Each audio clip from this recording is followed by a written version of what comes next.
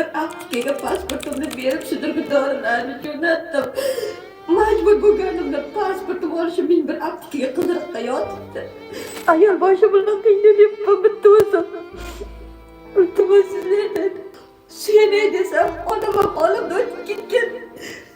Oldin ukam yordam qilib hozir qamalib ketdi. Uni biz yo'qligidan chiqara olmadik.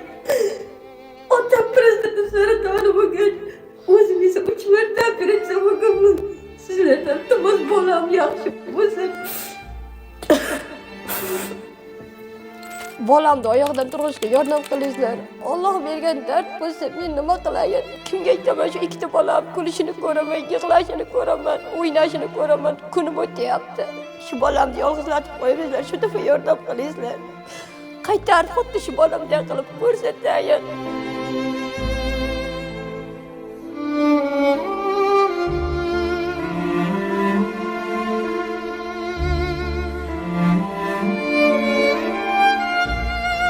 Assalomu alaykum hurmatli aka-ukalar, opa-singillar, ayniqsa bizni musofirda ko'rib turgan jigarlar. Bugun biz mana shu Tispayda rasmiy ofisdamiz. Ko'rib turganlaringizdek, bu yerda kun-o-tun sizlar uchun mutaxassislar ishlashmoqda. Shunday ekan, hurmatli aka-ukalar, Tispay ilovasi rasmiy, ishonchli. Siz peshona teringiz bilan topayotgan pulingizni bemalol Tispay orqali jo'natishingiz mumkin. Sog' bo'lingizlar, omon bo'lingizlar. Tispay ishonchli hamda xavfsiz. Tispay, biz bilan qulaylikni his qiling. Bu video bilan hech kimni yuragini ezmoqchi emasman yoki hech kimni yig'latmoqchi emasman. Avvalambor assalomu alaykum hurmatli Shov TV kanalini kuzatuvchilari, sizlar bilan men Jamshid Ismatov. Bugungi videomizni maksimal darajada tarqatib, kimga bo'lishdan qat'iy nazar iltimos qilaman, tarqatib qo'yingizlar, chunki yaqin atrofdagi insonlar ko'rishi kerak. Bilasizlar, biz yaqindagina Jizzax dagi mavzuni tugatib Surxondaryoga ketamiz degandik, lekin opamiz hozir juda ham bir og'ir holatda, juda ham bir qiyin holatda bizni o'sha Samarqanddagi uyimizga yetib keldi. Hozir bu opani ko'pchilik bilganlar bor, bilmaganlar bor, yangi ko'rayotgan insonlar mana shu videoni maksimal darajada ko'proq insonga tarqatib, videoni like bosib, qo'llab-quvvatlab kanalga obuna bo'lib tursalaringiz, Xudo xohlasa bilasizlar, sizlarga va'da beraman, har hafta bir oilani mushkulini sizlar bilan birgalikda osonlashtiramiz. Videoni oxirigacha ko'ring va o'zingizning fikr mulohazalaringizni albatta kommentariyaga yozib qoldiring. Assalomu alaykum. Opa, yaxshimisiz? Ishlaringiz yaxshimi? Yaxshi yetib keldingizmi Surxondaryoda? Mana 3-4 kundan beri juda ham ko'p aka-ukalarimiz biz mana video ham chiqarmayapmiz, efir ham qilmayapmiz. Nima bo'ldi, Surxondaryoga bordilaringmi degan insonlar bo'ladi baribir. O'sha uchun men bugungi videoni shu aka-ukalarimizga yoritmoqchiman. Mana o'tgan yili qo'limizdan kelgancha ancha xalqimiz bilan mana shu o'g'ilchangizni mana oyoqqa turg'izdik. Allohga shukr, bu o'g'ilchasi aka-ukalar, opa-singillar yurak parogi, qovurg'asi qiyshig'idi mana hozir ko'rganlaringizdek. Mana shu bolacha otday bo'lib mana o'ynab kulib yuribdi. Endi opa, yuragingizdagi Samarqandga nima maqsadda keldingiz? Nima sizni hozir shunchalik qiyin vaziyatga solib qo'yganligini, mana bor haqiqatlarni, faqat bor haqiqatlarni kameraga qarab xalqimizga aytishingiz mumkin. Avvalambor assalomu alaykum opalarim, singillarim, akalarim, ukalarim. Sizlardan Alloh rozi bo'lsin. Kichkinamni qo'lladilaringiz, Alloh sizlarni qo'llasin. Shuncha sizlar sabab, yaxshi insonlar sabab yolg'izlatib qo'ymay oyoqdan turg'izdilaringiz. Men majbur bo'ldim. Iltimos, bolamga, katta bolamga oldin yordam qildilaringiz. Sudirgilari hozir qolgan. Shuni evaziga uxlamaydi. Alloh bergan dard uchun majbur bo'lib sizlardan bu kishini bezovta qilib keldim. Uyimga sotay desam, hattoki bir tovug'im yo'q.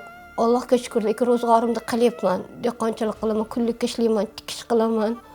Faqat kasalchilik qiynayapti. Shu dafa shu bolamga qon almashtirishim kerak ekan. Toshkentga G'ulomjon klinikasiga qon almashtirish, dori, ukol hammasi ichiga 3 marta almashtirish 20 million bo'ladi deyapti. Endi shunga yordam qilsalaringiz degandim. Qo'lim kaltalik qilyapti. Kechasi uxlamaydi. Soat 2 gacha o'tirib chiqaman. Kunduzi ham qo'shnilarimiz biladi. Izidan yurishim kerak. Baqirib qolgan. Sho'rchiga maxsus internet maktabga o'qiydi. Iltimos qilaman, shu bolamni oyoqdan turishiga yordam qilinglar. musofirdagi aka-ukalarim, opa-singillarim, butun o'zbek xalqi yaxshi insonlar. Otasi vafot etgan, otasidan qolgan omonat. Sizlardan iltimos qilib so'rayman. Bolamni oyoqdan turg'izishga yordam qilinglar. Aql hushi joyiga, o'qimishli insonlar betimga ta'na qilyapti. Alloh bergan dard bo'lsa, men nima qilayin? Lekin ilojim yetmayapti oyoqdan turg'izishga. O'zim uchun hech narsa so'ramayman. O'zim sog'ligim tugab boryapti, lekin ilojim yo'q. Hech kimga ayta olmayman. Aytay desam dardkashim ham yo'q. Oldin onamga dardlashardim. Onam ham o'tib qolgan. Kimga aytaman? Shu ikkita bolam kulishini ko'raman, yig'lashini ko'raman, o'ynashini ko'raman. Kunim o'tyapti. Lekin odam bo'lgan bolam 13 yoshga to'lgan. Iltimos shu bolamga yordam qilinglar. Shu bolamni yolg'izlatib qo'yinglar, shu dafa yordam qilinglar. Qaytarib xuddi shu bolamdek qilib ko'rsatayin.